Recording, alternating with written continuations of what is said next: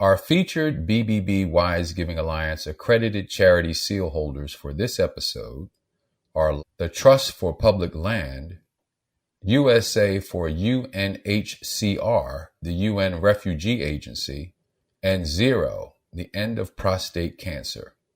To find out more about these and other BBB Wise Giving Alliance accredited charity seal holders, go to give.org.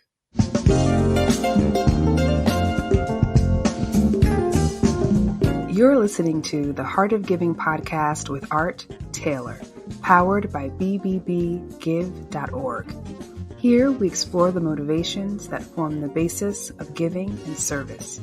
We inspire generosity and celebrate the transformative effects that giving and service have on the human spirit and on community. The conversations featured on the podcast also uncover giving strategies that educate and provide tools to help listeners make impactful gifts of both their time and money. We hope you enjoy this episode. Welcome to the Heart of Giving podcast, powered by bbbgive.org. Give.org is the nation's standards-based charity evaluator, and it's your one-stop source for information on giving and reports on the most asked about charities. I'm Art Taylor, your host.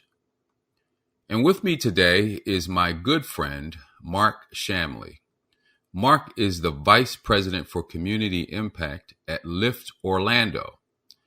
And Mark comes to this role having spent most of his career working inside of corporations to help institutions and people living outside of corporations or working outside of corporations. And we're going to have a great conversation with Mark about how corporate philanthropy works, how it's changed over the years, and also talk about his motivation to continue to work in that space and talk a bit about what he's doing today inside of Lift Orlando. So, Mark, welcome to the Heart of Giving podcast. Hey, Art, how are you? It's great to be on the podcast with you, my friend. So, Mark, this is your latest role, and, you've been in the sector for quite some time.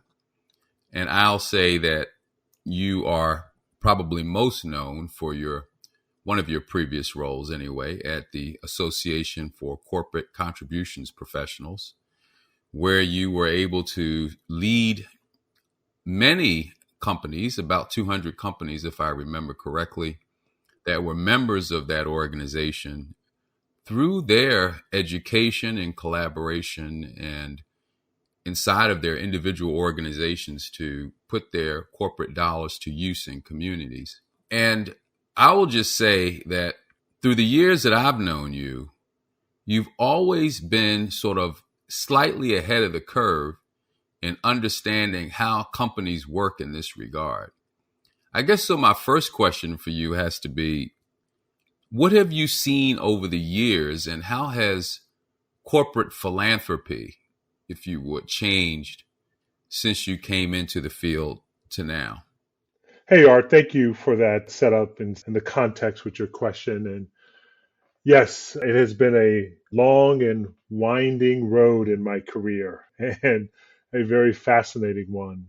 I will say that I intentionally made a decision back, maybe late 1990s, early 2000s, that I wanted to be in the corporate responsibility or corporate citizenship space. And just so you know, there was no terminology like that being used at that time. I mean, and many of us who have found ourselves in those roles working for companies came into those roles through various different experiences. Some were marketing folks, legal people, nonprofit executives. So there was no standard for doing the job other than the fact that companies had recognized that just like other parts of the business, there needed to be more accountability for the resources that were being dedicated to this work. And also allowing them to be able to be more strategic, they had to put in systems and structure and people who kind of knew how to navigate the organization, both internally and the partnerships and key stakeholders externally. And so when I got into this space, it was really about how to be more prudent about resources. We called it checkbook philanthropy in those early days, where there was a lot of reciprocity.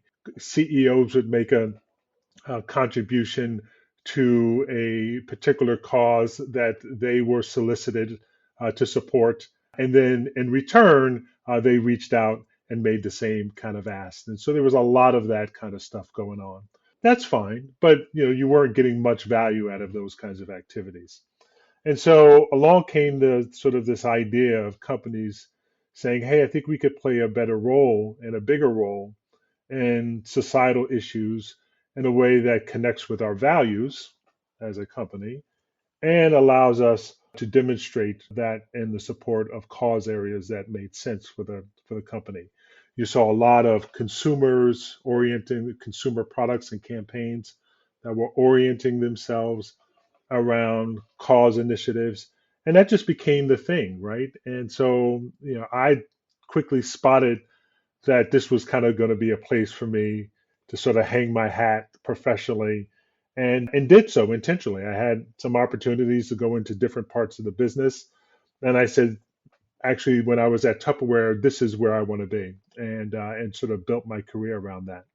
One of the major shifts, I would say, that started to take place early in my career was we knew that consumers were really interested in making buying decisions based on if price, quality, access to products were all equal, they would make a decision to pick a product based on the causes that product or the cause that product was affiliated with. And if you remember Carol Cohn from Cohn Communications, she was one of those pioneers who were really advancing some of the research that businesses were using to understand consumer behaviors. And so we knew consumers were like, hey, this is really important.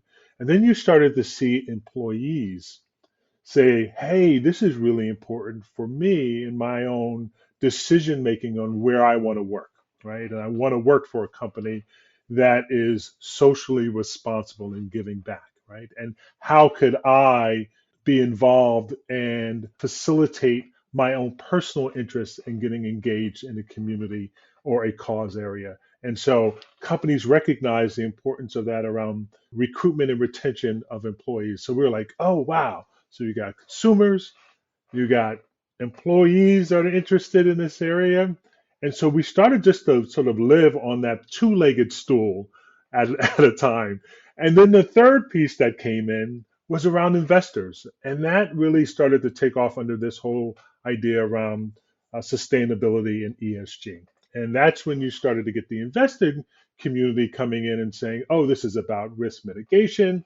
This is about materiality and all the things that drive profitability long term for the business. And when that piece came in sort of like, I want to say 2010, 2015-ish or so around there, that's when everything really started to take off in this field. And then you saw just a complete different approach to how companies aligned themselves and structured these departments and sourced people, executives who had more business acumen, who had more an understanding of how to navigate across the entire enterprise to find those intersections between the social issues and what made that part of the business run. And so for me, it was just an exciting time. It's one of those moments when I look back and go, I think that was a pretty wise decision on my part to stay in this field and be part of its evolution. Well, I want to go back to my old days and real old days, I guess, because I can very distinctly remember how corporate CEOs were actively engaged in nonprofit work. And it may be for the very reason you said, because I was a part of an organization that used to have a couple of meetings a year. You would find 4 or 5 Fortune 500 CEOs in a room. But they were there because one was a friend of another, so we had, if you could get a hold of one and they really bought into your mission, they would bring their friends to the table. And I guess their friends would bring them to the table. And so you actually had the engagement of these CEOs in the nonprofit work. They would find an hour or two, every twice a year to actually be there and participate, and be advisors to nonprofits. And they would also lend their executives to participate if they really believed in the cause. But then it seemed like something happened. And I'm not quite sure what it was, but it might have been the pressure that CEOs got under, where it felt more like people were their time was being more accounted for, and you began to see them disappear more. And I used to call it, they didn't care as much about whether the thing they were doing was the right thing. What you heard a lot more was, what value do you bring to the corporation if we're going to get involved with you? And my sense was always that the CEOs were under pressure from their shareholders to not essentially give away the company's money and not get anything in return. Now, even though we know any corporate foundation has to distinguish between what it's doing to make money from the money that is given away, right? There should be some distinction. But a lot of times where the biggest part of their money was coming from was the marketing department, So they did look for some type of return on investment. And you also heard, at least from my perspective, from the standpoint of a person seeking money from a company, it was, well, we're either giving to an organization that is aligned with our mission or is delivering value in the communities where we operate. Those were the two things. That if you weren't in that bucket, it was going to be hard for you to get money. Now, later, as you say, I follow that. It's probably, maybe it's better now. I don't know, even though I think we miss having those executives at the table. We do. But maybe it's more fair and equitable now that companies seem to have more freedom to focus on giving in ways that actually shareholders agree with, right? Shareholders kind of like it when they're giving money away to certain things. But I do somehow lament the days when we used to have these CEOs at the table and they would bring the full resource base of their companies to help solve these social problems. But I guess they're just doing it now in other ways. Yeah, I think so, Art. I think that companies are now staffing up with really sophisticated leaders in these departments and who have the gravitas and the ability to serve as external leaders, shaping both the internal and external strategies as relates to how the company engages around social issues. I think CEOs are obviously very taxed individuals, right? And the requirements of their time are extremely demanding, as you mentioned, with stakeholders and meeting quarterly results and all of those kinds of things. It's a very lonely job, I guess, at the top of an organization, right? And they have to be very careful. Well compensated, yeah, but lonely. They have to be very careful about where they spend their time. What I've seen is CEOs get behind really big bets, right? Really big initiatives. It's like the coalition for CEOs on diversity and inclusion, right? Where a number of CEOs got behind that initiative, right? The CEOs that are getting behind climate change, right? That are lending their name, their recognition, their reputation, their brands to help address some of these really broad, complex issues. And I agree with you.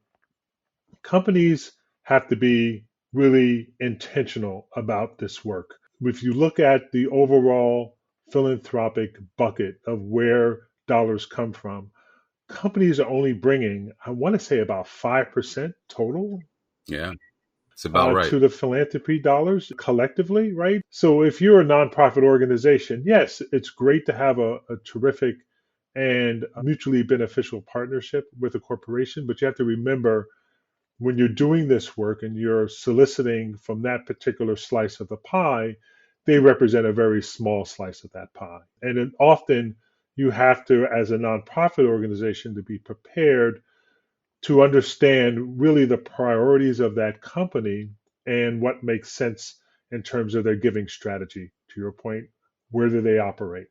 What are the values? What have they traditionally done in terms of nonprofit partnerships? So once you get that understanding and then figure out a way into the organization, then you'll have an increased probability of success in reaching out to that audience. The CEOs, yeah, they're just extremely, again, taxed and busy folks, which I get. But I've been lucky to work with a number of leaders who not only expressed their desire verbally, but actually rolled up their sleeves and got actively engaged in social issues that were important to them. And it was up for to the team who was responsible to make sure that we channeled our CEOs in the right way to get them involved in causes that were important to them personally and to the business. Well, how did this become such an interest area for you? You mentioned that you looked into this and you felt that this is where you wanted to spend your time, and as a result, you're happy that you chose that field, corporate philanthropy. But what was it that made you look at this and say, "Oh, wow, this is going to work for me. I like this. I want to do this." Yeah, I started where I was introduced to this space working, believe it or not, for a nonprofit organization. Mm. And that was Boys and Girls Clubs of America. And I joined the team in the mid 90s at a time when cause related marketing was really just taking off. And I was part of the strategic marketing group. And in that, we were responsible for establishing partnerships between the youth organization and different corporations and brands. We centered our strategy around program sponsorship, strategic alliances, cause marketing or promotion campaigns, or all of the above, right? And I was like, wow, I had no idea this even existed, where companies and nonprofits were coming together and thinking about ways to develop campaigns that mutually benefited both.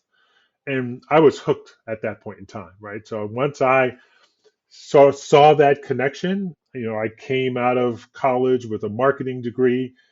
I just wasn't very inspired about just doing just regular work, selling a widget or marketing or promoting some other kind of product, but this whole notion of having some social connection, societal benefit was really motivating for me. Maybe it was just my DNA, how I was raised, always volunteering, supporting youth groups. It's just part of how I grew up. And so for me, it was just a merger, if you will, of the idea that businesses play a substantial role in transforming the lives of people all over the world when done responsibly through prosperity and economic development.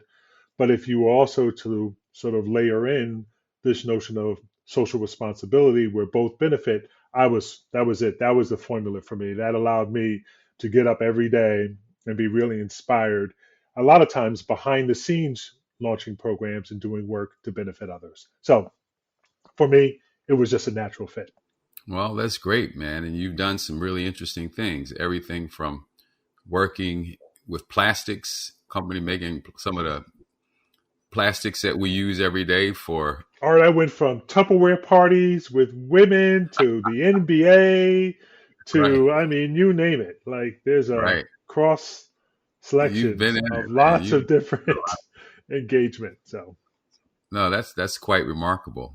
What were some of your more memorable events? I remember attending an ACCP conference with right. you in Nashville, which I thought may have been, in my opinion, the apex of your experience with ACCP. It was so well attended. The event was well produced.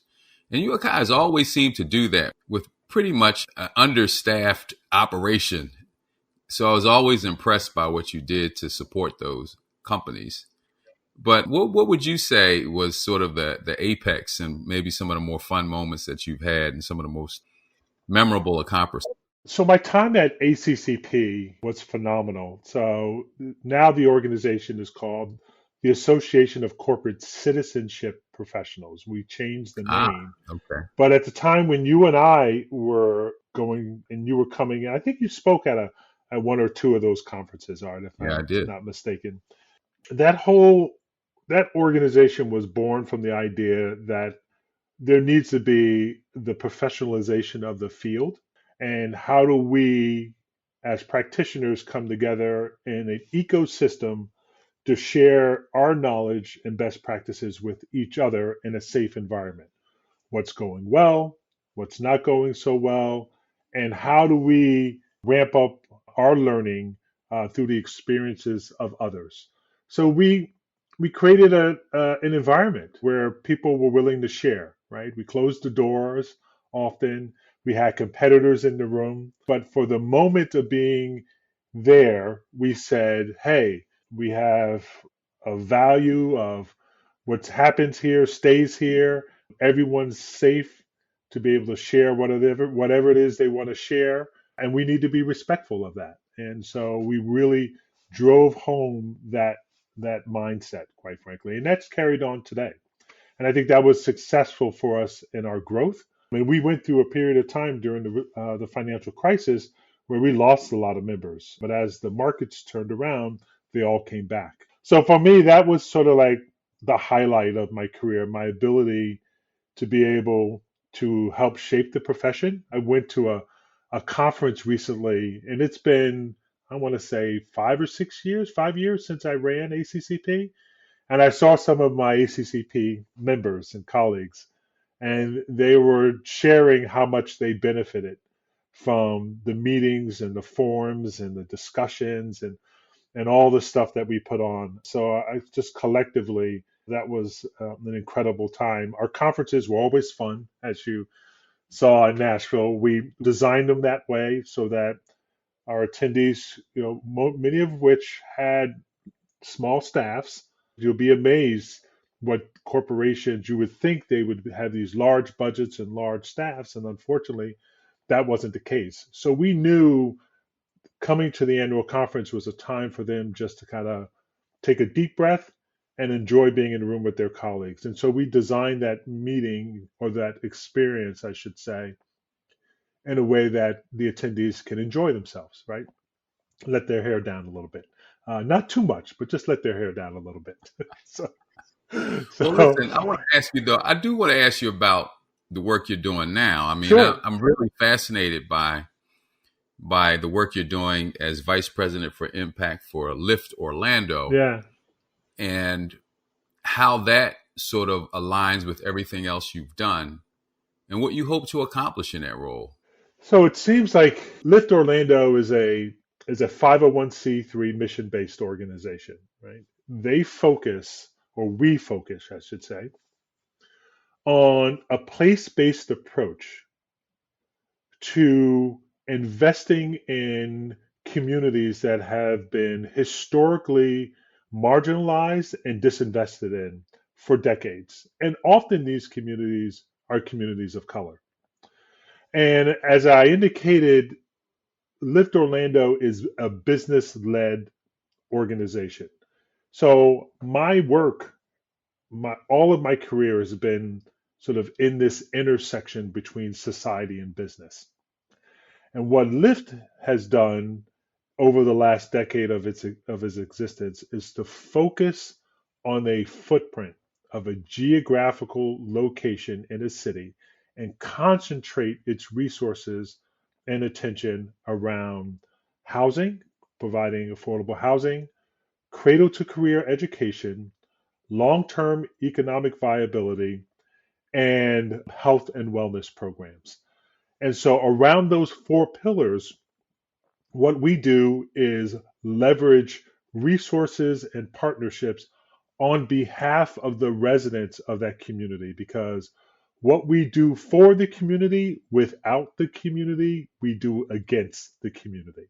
And so it's an important sort of mindset for us, right? To say we don't do this work without your voices of the community. We are here to provide resources to address all of the injustices that have taken place over time and demonstrate not only to the community of Central Florida, but the surrounding areas that you can focus on a particular area, and you could bring in principles that you see in business around measurement and accountability and investment of resources, and you can change the systematic approach that put that community in that current state. You could change that for the better. And so for me, this is like a complete like progression, if you will. Like it's part of the continuum of the work that I did running a social responsibility department for a company, leading an organization representing practitioners doing that work and helping to educate and support those executives doing that work, to landing with a mission based organization who is focusing on real transformation through sustained approach and helping to evolve and change a community for the better. And so for me, it just seemed like a no brainer, right? When I had the opportunity to consider this next phase in my life, I said, I wanted to be somewhere where I could make a difference. I wanted to be somewhere where I could see the sort of fruits of my labor in the lives of people and ultimately have the stories to talk about transformation. And so this just is, I'm just completely thrilled to be part of the mission of this organization because it lines so much well with the work that I've done previously and the skill sets and the relationships and ultimately the work that we're going to be doing going forward. So. Well, I can't have you on the show without getting into the subject of diversity, equity, and inclusion, which a lot of your organization seems to be set up to help us deal with. And, you know, we're at a moment in time, Mark, where I'm starting to feel a little bit of a pendulum shift. We were really excited a few years, not excited, but we were really energized, I will say, a few years ago when companies seemed to want to respond and society at large seemed to want to respond to the racial reckoning that we saw in America, you know, and people were hopeful that this racial reckoning would be sustained and it would bring about lasting change. I still think it has that potential. But I'm also beginning to feel that it may not be as clear to companies and to society at large, for that matter, exactly what we should be doing.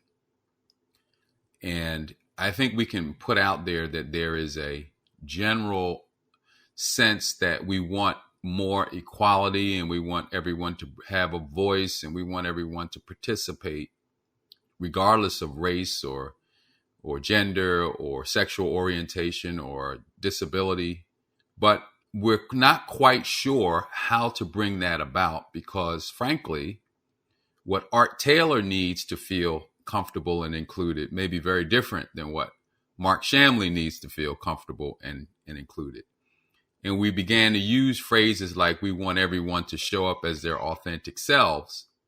But if you're in a business, you can't have everybody show up as their authentic selves, right? You won't be able to get anything done.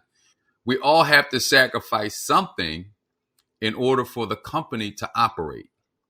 And so it seems to me companies are in a tight bind right now. They want to get things done. They want to also make a difference when it comes to diversity, equity, and inclusion, because that's going to be the success of their companies in the long term because of the way society is trending, right? But on the other hand, they don't seem to know quite how to bring that about. So we're getting lots of trainings. Let's give everybody training so that they can be more sensitized to the needs. Let's do a program. Let's bring in a speaker. All these things are helpful. But it seems to me what companies are good at is measurement. Measurement. We need a number. How many people should we be bringing in?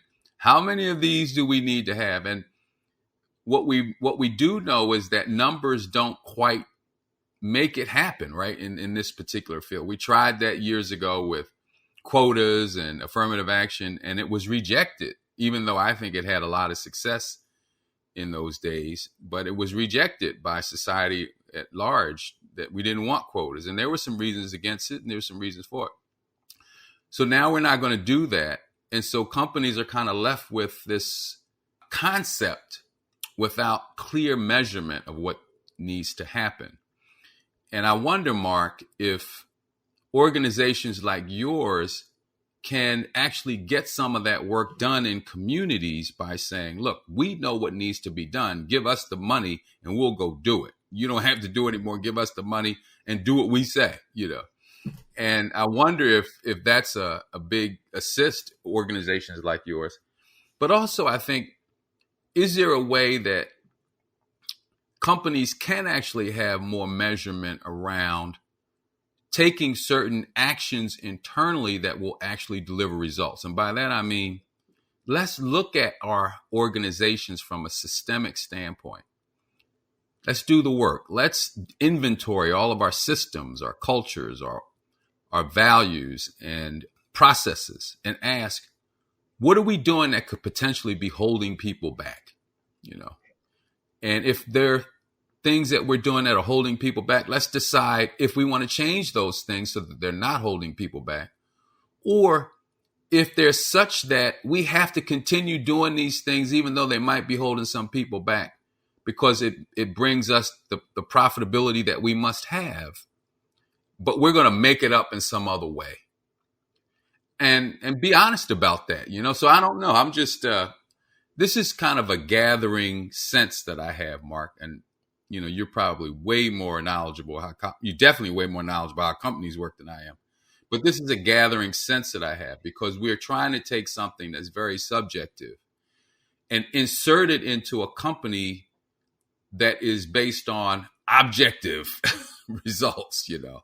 And I think it's going to be difficult. And I worry with the pendulum beginning to shift now, that more companies will just throw up their hands and say, well, we don't even know what to do. Let's just forget about it. Yeah. And I think that would be a real tragedy. So I don't know what I said a lot, but I'm just curious what your I think you're dead on, actually, Art. I think there is a pendulum shift and swinging in the other direction.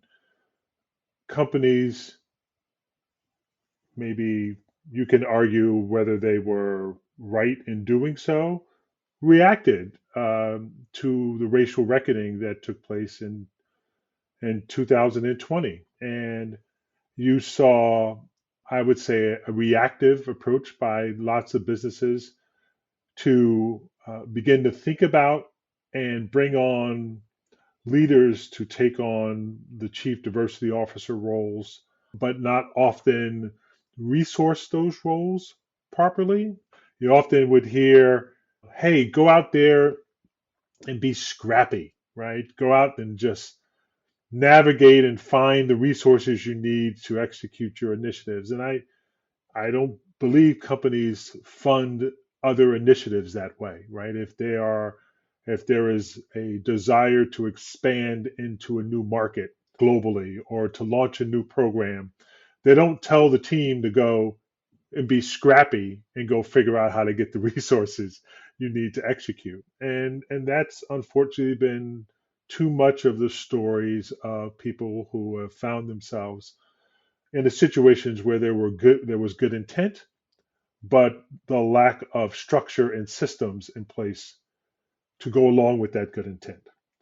What I am hoping to see is that companies begin to take a step back and have a very honest conversation about their work in DEI and think about ways in which you could both address the systems and structure issues, because you have to do that, as well as ensuring that people on the executive leadership team and levels below, because it's really down to that level below, are not only trained, but have an understanding of lived experiences of people who are not part of the in group or their particular demographic group.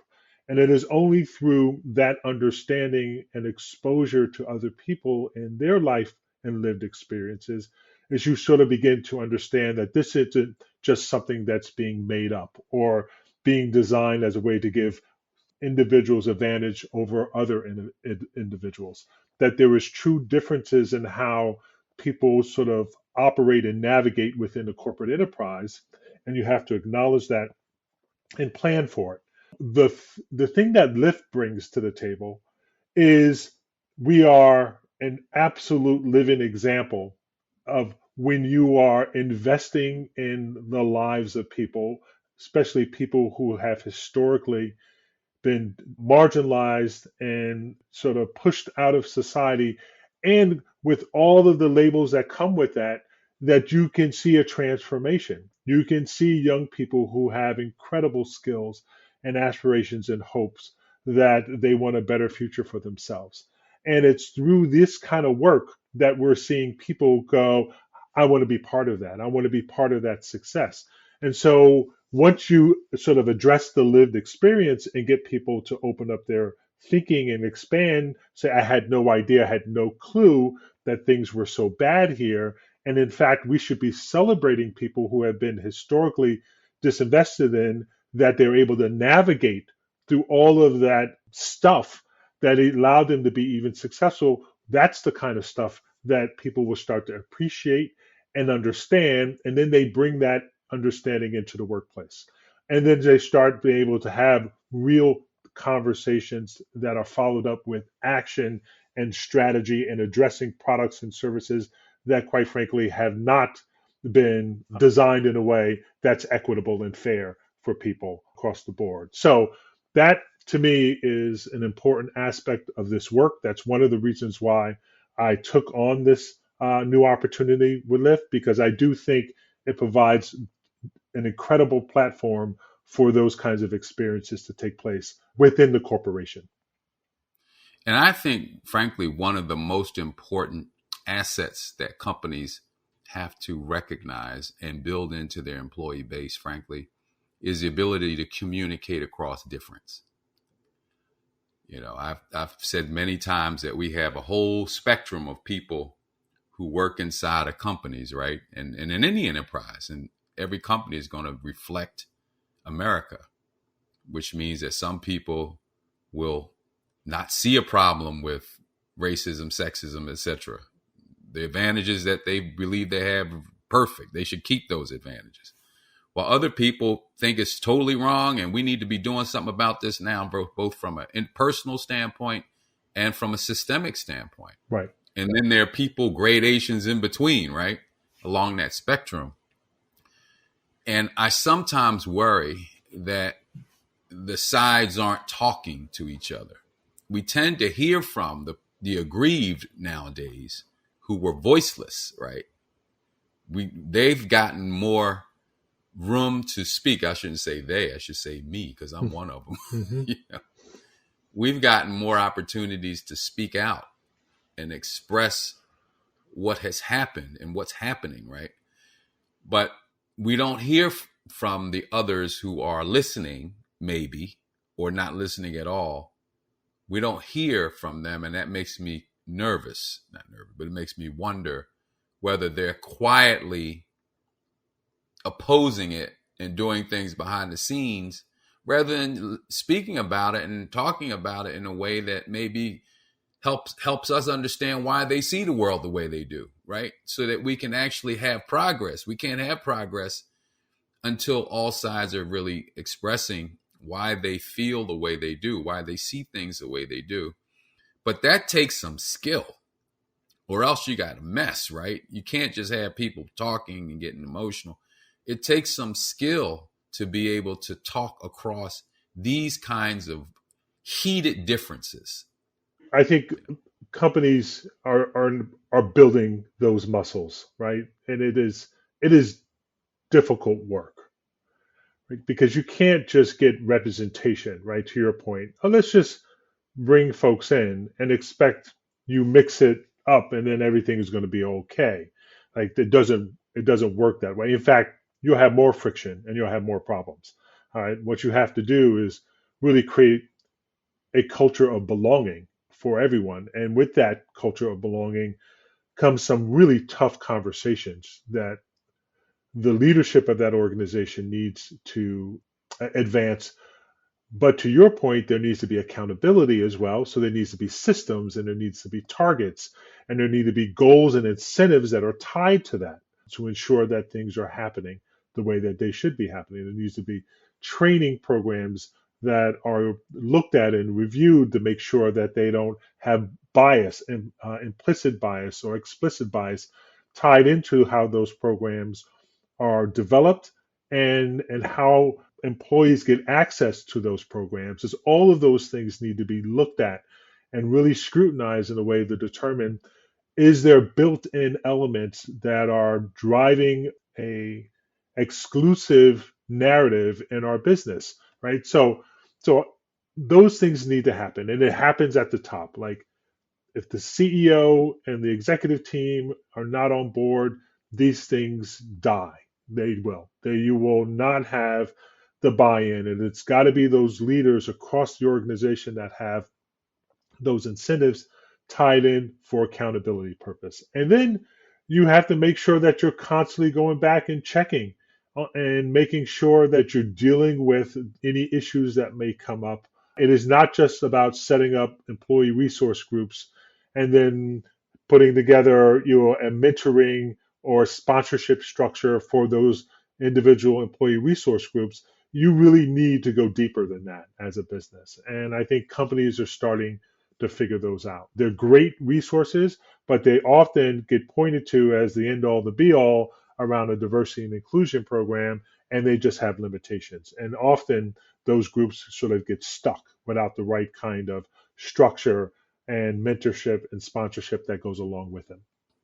Well, Mark, we could go on for a while, man, but I'm going to let you get back to work here. But this has been great. I knew it would be because, I admire and love you so much. It's just always great to be in your presence and learn from you. And I know that our listeners have learned a lot just listening to you today as well. Well, Art, every time I have a chance to sit down and break bread with you, my brother, I enjoy it. I learn tremendously, and I just admire the work that you're doing at Wise Giving Alliance. I had the opportunity to be on the board for quite some time and work closely with you. Not only on the board, you chaired the board. And chaired the board, and I miss y'all, but I know that you're doing great work on behalf of the sector, and just continue to do what you're doing and doing the outreach with the podcasts. I'm just so proud of the work that you're doing, man. So just keep it up. Well, thank you. So you've been listening to Marcus, I call him Marcus Aurelius Shamley, just out of our personal fun, but it's Mark Shamley, who is the Vice President for Community Impact at Lyft Orlando, my dear friend and colleague, and I know you've learned a lot. Mark, thank you for being here. And to all of you who may be listening for the first time, you probably tuned in just to hear Mark. Let me tell you that we have many, many more episodes that you could check into, and I hope you subscribe to the show. It's the Heart of Giving podcast. You can find us on all major podcast platforms. And by the way, if you want to support the podcast, we'd be happy to take a gift. You can do that by going to our website, give.org, and we will put that money to great use, I assure you. Thank you for listening. All right, that's it. We got it. All right. You've just listened to the Heart of Giving podcast with Art Taylor. Be sure to tune in next time for a brand new episode. To listen to our other interviews, visit heartgiving.podbean.com. That's heartgiving.podbean.com. Subscribe to our show on major podcast platforms. The thoughts and opinions expressed on this podcast are the views and opinions of the guests, not those of the BBB Wise Giving Alliance or program affiliates. This podcast is for information and educational purposes only and is copyrighted with all rights reserved. This podcast is protected by Podbean's terms of service.